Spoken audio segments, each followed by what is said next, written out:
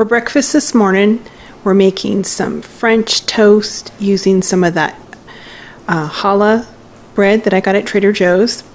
I'm going to cut it into slices and make some wonderful French toast.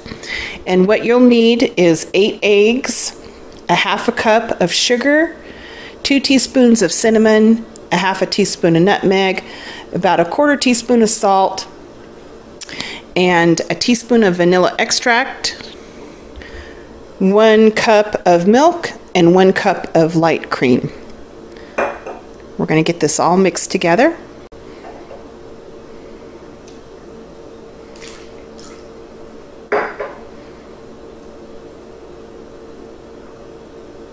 About a teaspoon of vanilla. And I'm going to whisk it all together. This is what the custard will look like. Now over here I have some berries. Just cut them up.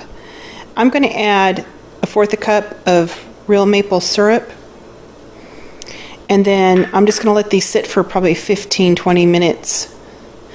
And it's going to macerate the berries and cause the berries to release some of its juices. And so we'll use this to top the French toast with.